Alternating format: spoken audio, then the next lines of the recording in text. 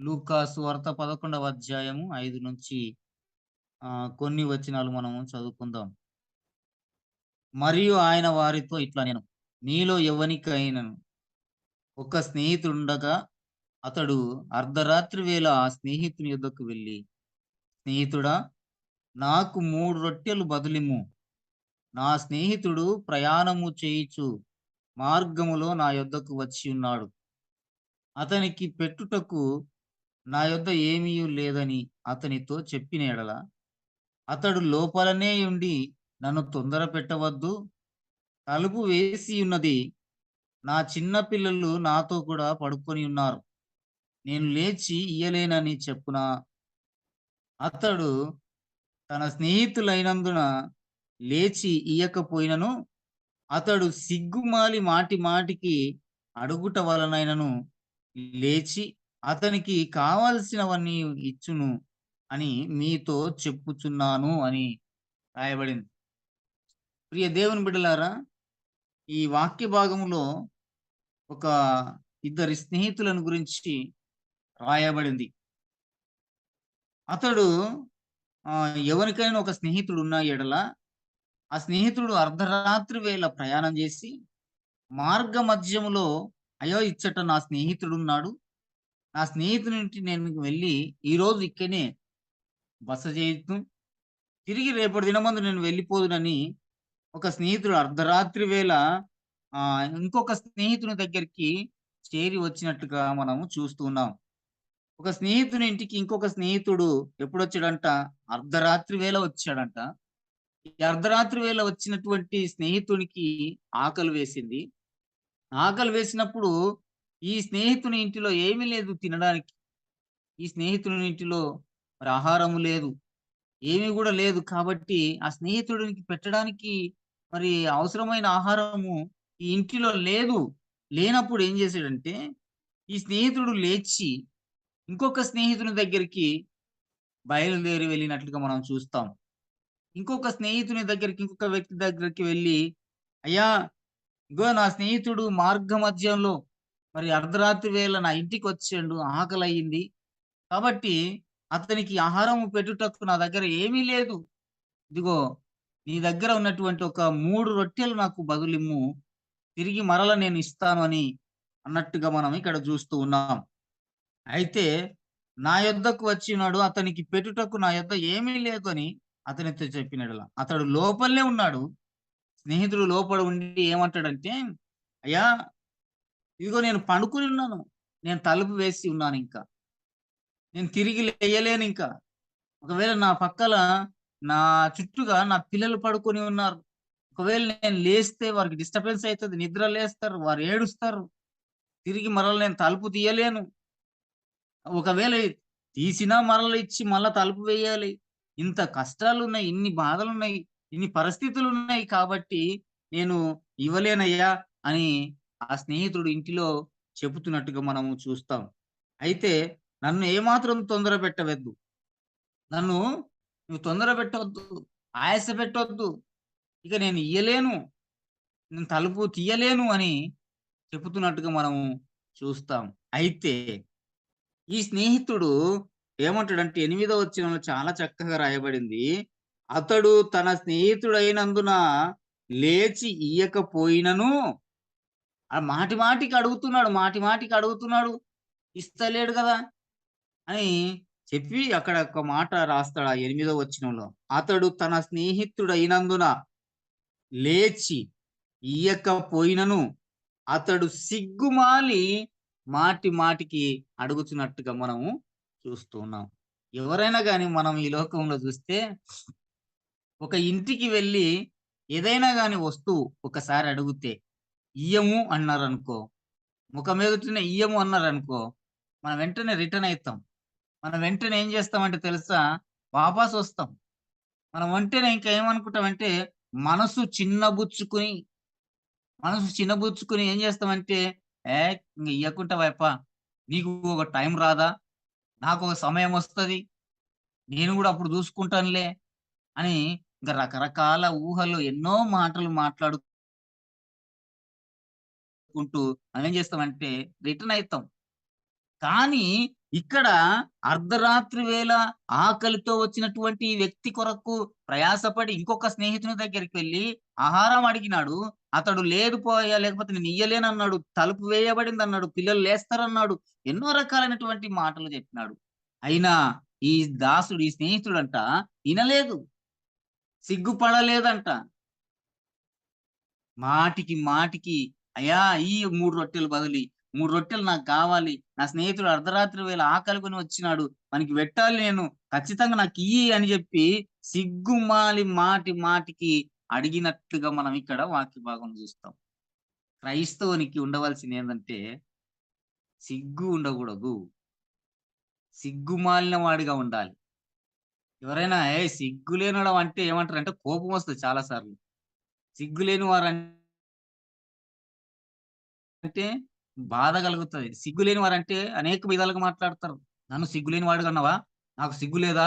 రకరకాలైనటువంటి ఇంక కోపాలు, కొట్లాటలు, గొడవలు స్టార్ట్ అయితే ఎన్నో రకాలైనటువంటి మాటలు మాట్లాడతాం మనం. కానీ దేవుని వాక్యంలో చూస్తే ఏమంటాడంటే సిగ్గు లేనటువంటి వారిగా ఉండాలి.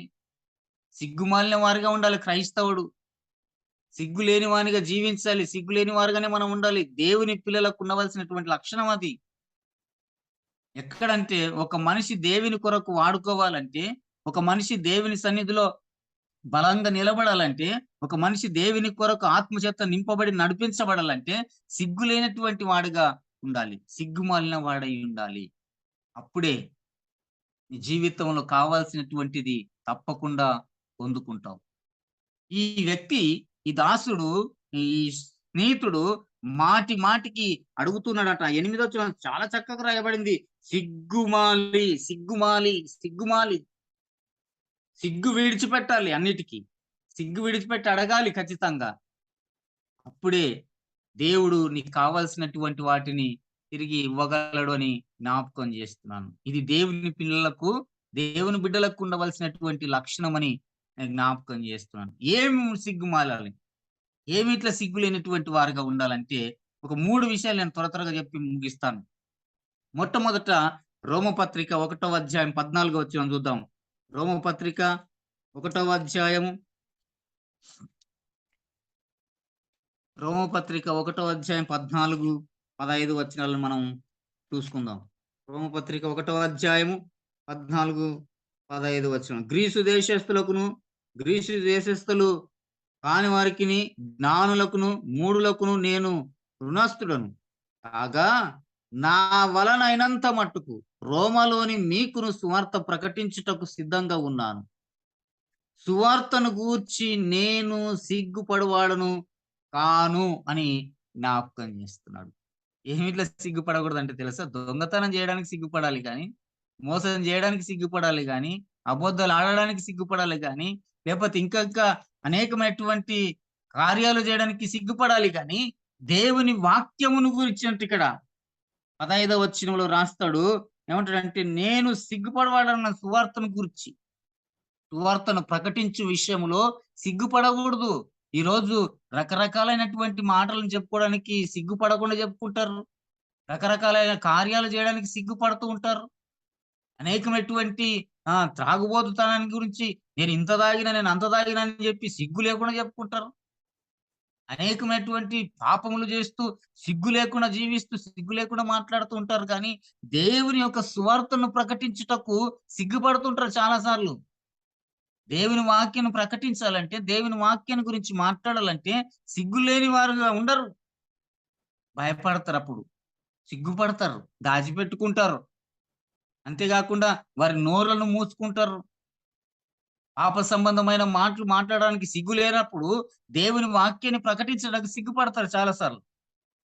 ప్రియ దేవుని బిడ్డలారా, దేవుని వాక్యంలో చూస్తే దేవుని సువార్తను గూర్చి నేను సిగ్గుపడవాడను కాను. ఏ సమయమందైనా సరే, ఏ స్థలములో ఉన్నా సరే నేను సిగ్గుపడను. దేవుని సువార్తను ప్రకటించుటకు, దేవుని వాక్యాన్ని ప్రకటించుటకు నేను సిగ్గుపడనని జ్ఞాపకం చేస్తున్నాడు. కాబట్టి సువార్తను గురించి, దేవుని సువార్తను గురించి ప్రకటించుటకు సిగ్గుపడకూడదు మనం ఎప్పుడు కూడా.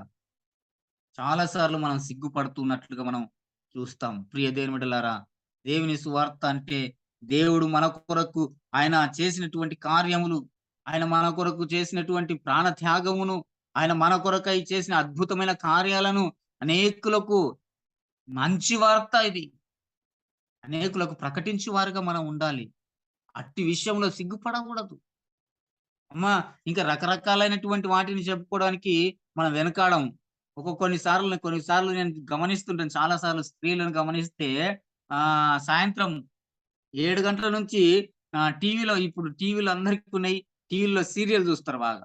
టీవీలో సీరియల్ చూసి ఏం చేస్తారో తెలుసా? ఉదయం పూట బీడీలు చేస్తుంటారు ఇక్కడ ప్రాంతంలో, పల్లెటూరులో బీడీలు చేస్తుంటే అందరూ కూర్చుంటారు. అమ్మగారులు అందరూ కూర్చొని రాత్రి సీరియల్‌లో ఆ సీరియల్ ఇట్లా జరిగింది, ఈ సీరియల్ ఇట్లా జరిగింది అని రకరకాలుగా చెప్పుకుంటారు.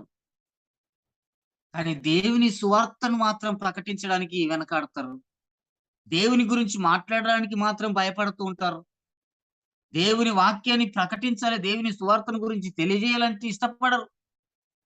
కానీ దేవుని వాక్యంలో పౌలు భక్తుడు అంటాడు, "నేను సువార్తను గురించి ప్రకటించడానికి నేను సిగ్గుపడనెన్నడూ గూడా." ఎందుకంటే ఆయన నా పట్ల చేసిన కార్యమును బట్టి, ఆయన నా పట్ల చేసినటువంటి మేలులను బట్టి, ఆయన నా కొరకు చేసిన త్యాగమును బట్టి, ఆయన నా కొరకు చిందించినటువంటి రక్తమును బట్టి, నేను అనుభవించవలసిన శిక్షను ఆయన అనుభవించాడనే సంగతిని జ్ఞాపకం చేసుకొని, సిగ్గుపడక దేవుని సువార్తను ప్రకటించువారై ఉండాలి. అట్టి విషయంలో ఎప్పుడు కూడా సిగ్గుపడకూడదు అని జ్ఞాపకం చేస్తున్నాడు. రెండో విషయాన్ని జ్ఞాపకం చేస్తాను. రెండవ తిమోతికి రాసిన పత్రిక, రెండవ తిమోతికి రాసిన పత్రిక దేవుని వాక్యంలో చూద్దాం. రెండవ తిమోతికి రాసిన పత్రిక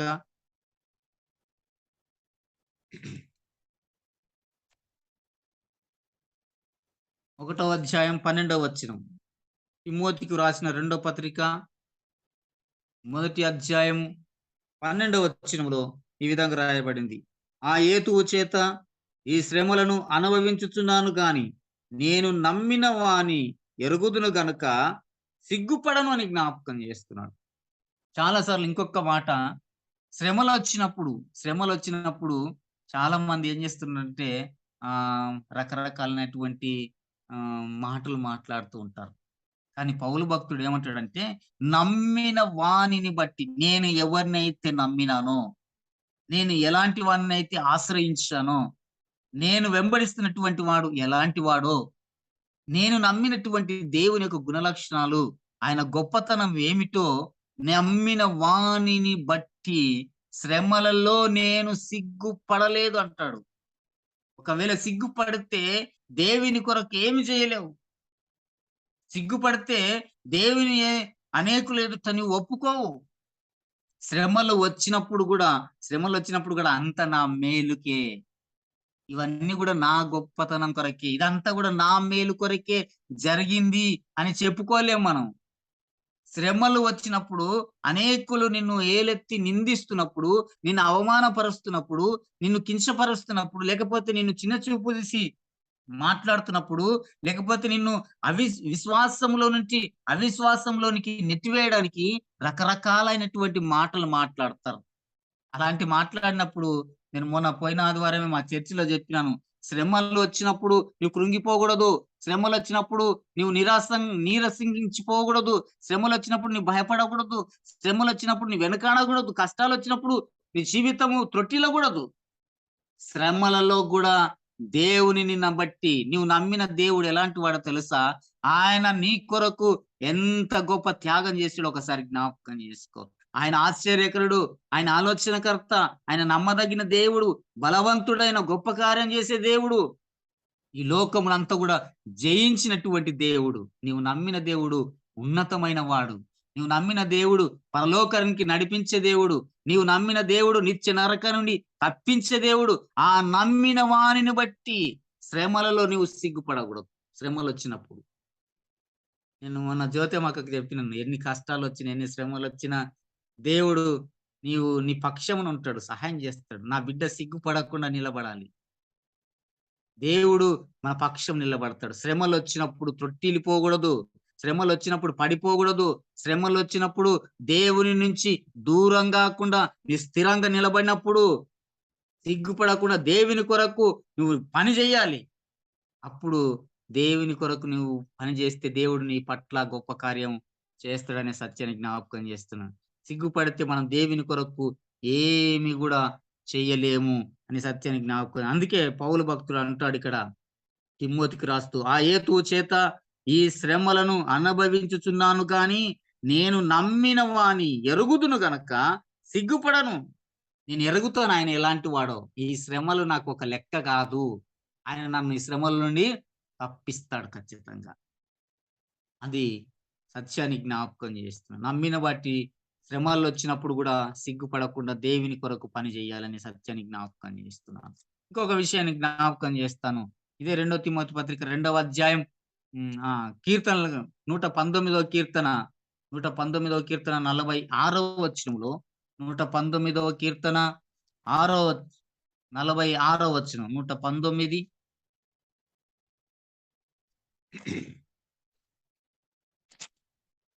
119వ కీర్తన 46వ వచనంలో చూస్తే ఇక్కడ ఒక మాట రాయబడింది. 119, 46వ వచనంలో, సిగ్గుపడక రాజుల ఎదుట నీ శాసనములను గూర్చి నేను మాటలాడెదను అని రాస్తున్నాడు. రాజుల ఎదుట మాటలాడటకు సిగ్గుపడకూడదు. చాలా మంది స్నేహితుల ఎదుట, ఇరుగు పొరుగు వారి ఎదుట నిలబడినప్పుడు దేవుని గురించినటువంటి మాటలు చెప్పుటకు సిగ్గుపడతారు. అనేకమైనటువంటి మాటలు చెప్తూ ఉంటారు. అప్పుడు సిగ్గుపడరు గానీ, దేవుని మాటలు అనటాలకి సిగ్గుపడతారు. లేకపోతే ఎవరైనా ప్రజల ఎదుట కూర్చున్నప్పుడు భోజనం ముందర పెట్టిండ్రనుకుందాం. భోజనం దగ్గర మనం ప్రార్థన చేయలేం కొన్నిసార్లు. సిగ్గుపడతాం అప్పుడు. ఎందుకంటే, వామ్మో! కన్ను మూసుకొని నేను ఈ భూమి మీద ఆహారం మీద ప్రార్థన చేస్తే ఏమనుకుంటారో? ఎక్కడైనా నిలబడినప్పుడు ప్రయాణం చేస్తున్నప్పుడు ప్రార్థన చేసుకొని పోదామని సిగ్గుపడుతూ ఉంటారు. అనేక రకాలుగా వెనకాడుతూ ఉంటారు. కానీ దేవుని వాక్యం ఏదంటది? రాజుల ఎదుట మాటలాడుటకు నేను సిగ్గుపడను. ఎవ్వని ఎదుటైనా సరే నేను నిలబడినప్పుడు. నా ఎదుట ఎంత గొప్పవాడని ఉండని, ఏ క్యాస్ట్ వాడైనా ఉండని, ఎలాంటి వాడైనా అందరిని దేవుడే సృష్టించాడు గదా! అందరూ దేవుని బిడ్డలే గదా! వారి ఎదుట నిలబడినప్పుడు నీ యొక్క దేవుని గొప్పతనం ఏంటిదో, నీ దేవుని యొక్క గుణలక్షణం ఏంటిదో, దేవుడు నీ పట్ల ఏం చేశాడో జ్ఞాపకం ఉంచుకుని సిగ్గుపడకుండా మాట్లాడు నీ దేవుని గురించి. అనేకమైన పాప సంబంధమైన విషయాలను సిగ్గుపడకుండా చెప్తావు గానీ, దేవుని మాటలను గురించి సిగ్గుపడవు. దేవుని మాటలను గురించి ఒప్పుకోవు. దేవుని మాటల గురించి అక్కడ మాట్లాడవు. కాబట్టి రాజుల ఎదుట గూడా మాట్లాడటకు ఆయన సిగ్గుపడనంటాడు. సిగ్గుపడక రాజుల ఎదుట దేవుని యొక్క ఆజ్ఞల గురించి, దేవుని యొక్క కట్టడల గురించి, దేవుని యొక్క శాసనముల గురించి నేను సిగ్గుపడక నేను మాట్లాడతాను ఖచ్చితంగా. వాడు ఏం చేస్తాడో చూద్దాం. నేను నమ్మిన వాడు గొప్పవాడసలు. ప్రియ దేవుని బిడ్డలారా, చివరగా నేను ముగిస్తున్నాను. 2 తిమోతి పత్రిక మరలా ఒకసారి చూద్దాం. 2 తిమోతి పత్రిక 2:14లో 2:14, 15 వచనంలో చూస్తే 2 తిమోతి పత్రిక 2వ అధ్యాయం 14, 15 వచనాలు. యేసు వారిని వినువారు చెరుపుటకే గాని మరి దేనికి పనికిరాని మాటలను గురించి వాదము పెట్టుకొనవద్దని ప్రభు ఎదుట వారికి సాక్ష్యమిచ్చుచు ఈ సంగతులను వారికి జ్ఞాపకము చేయి. ఇక్కడ ఒక మాట అంటున్నాడు. వినువారిని చెరుపుటకే గాని మరి దేనికి పనికిరాని మాటల గురించి వాదం పెట్టుకుంటారు చాలా సార్లు. చెరిపే మాటలు, చెడ్డు మాటలు, కుటుంబాలను పాడు చేసే మాటలు, పనికిరాని మాటలు. అవి దానికి కూటికొచ్చేటివి కావు, కూడికొచ్చేటివి కాదన్నట్టుగా అంటారు. ఇలాంటి మాటలు మాట్లాడుతూ ఉంటారు చాలా సార్లు. మాట్లాడుతూ అవి ఏం చేస్తాయంటే కుటుంబాలను పాడు చేస్తాయి. కుటుంబ జీవితాలను నాశనం చేస్తాయి. అనుమానం పుట్టిస్తాయి. రోగం తెప్పిస్తది. కుటుంబంలో భార్యాభర్తల మధ్యలో నెమ్మది, సమాధానం లేకుండా చెప్పుడు మాటలు ఇని చెడిపోయే వాళ్ళు చాలా మంది ఉన్నారు. ఇలాంటి మాటలు వినడానికి, ఇలాంటి మాటలు మాట్లాడడానికి చాలా ఇంట్రెస్ట్‌గా ఉంటాయి. ఆ మాటలు ఏం చేస్తాయంటే చెరుపుతాయి ఒక కుటుంబాన్ని. అయితే 15వ వచనం అంటాడు. 15లో దేవుని ఎదుట యోగ్యునిగాను, సిగ్గుపడనక్కరలేని పనివానిగాను, సత్యవాక్యమును సరిగ్గా ఉపదేశించువానిగాను నిన్ను నీవే దేవునికి కనపరుచుకొనుటకు జాగ్రత్త పడుము అంటాడు. సత్యవాక్యమును సరిగ్గా దేవుని వాక్యాన్ని ఉపదేశించడానికి, దేవుని మాటలను ప్రకటించడానికి ఏం చేస్తది తెలుసా? నిన్ను నీవు సిగ్గుపడని వానిగా ఉండు అని జ్ఞాపకం చేస్తున్నాడు. కాబట్టి ప్రియ దేవుని బిడ్డలారా, మనము ఈ భాగంలో మనం జ్ఞాపకం చేస్తున్నాం. దేవుని వాక్యములో మనం చూస్తే, ఒక స్నేహితుని ఇంటికి ఇంకొక స్నేహితుడు అర్ధరాత్రి వేళ వచ్చిండు. అతడు ఆహారము లేక ఆకలి కొని వచ్చిండు. ఈ స్నేహితుడు ఇంకొక స్నేహితుని దగ్గరికి వెళ్లి, "అయ్యా! నా ఇంటికి ఒక స్నేహితుడొచ్చాడు. ఆకలి కొని వచ్చాడు. ఆహారం పెట్టాలి. దయచేసి ఒక 3 రొట్టెలు బదులిమ్ము.